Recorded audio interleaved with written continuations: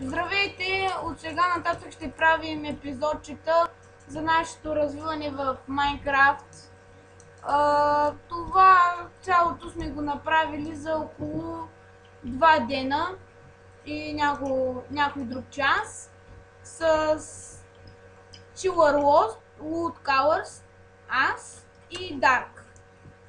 Това ще започнем с нашата PvP арена. От сега казвам, че нищо не сме читвали. Това тук са PvP арената и да тръгнем нататък.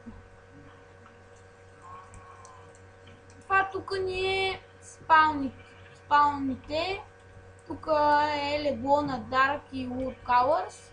А това си е на Chiller Lost и на Chiller Lost, как обичам да спа. Това тук си е съндък на Chiller Lost, неговите принадлежности, де сме си ги подарявали. А това тук са си съндъците с векторите или нещата, които... абсолютно всички неща. Тук си има най-различни. Това тук са ни печките, тук има още съндъци. Това тук пак. Опитах се да подредя тук рудите. Значи за 2 дена сме таковали около 3 стака и сега похарчихме 1 стак и половина да си направим тук там е някой броня, глупост. Така. Това тук сега отиваме към мината ни. Между другото е доста голяма нашата мина.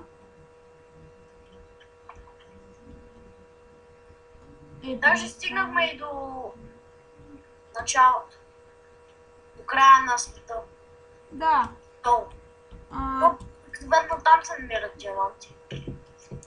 Да, стигнахме даже до Bedrock, така сега се качваме нагоре. И да излезем навънка да ви покажа.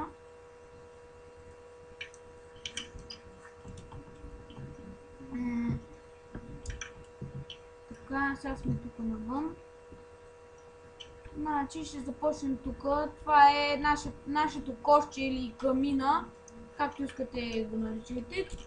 Значи тук си изхвърляме ненужните айтеми. Това тук е като скривалище. В смисъл някаква глупост. Това тук ни е фермата за брадавец от ада. Това тук ни е като склад. Има 4 чиста.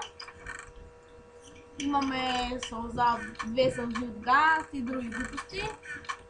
Така, сега тук продължаваме. Сега тук ще започнем с фермички. Така сега са на мини фермички, защото като започнахме нямахме много неща, които да ги направим. Тук си има моркови, тръстика и тикви. И тиква. Тук си има дърво. Тук пак си само чило за пшеница и такова и тръстика. Тук си имаме Enchanted Table. Тук си имаме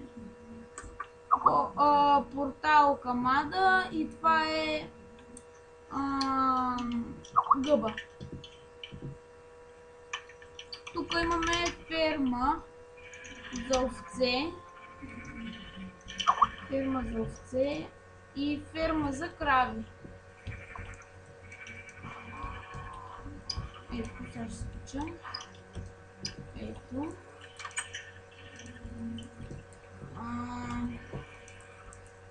Тук пак имаме малка ферма, тя ни е за моркови.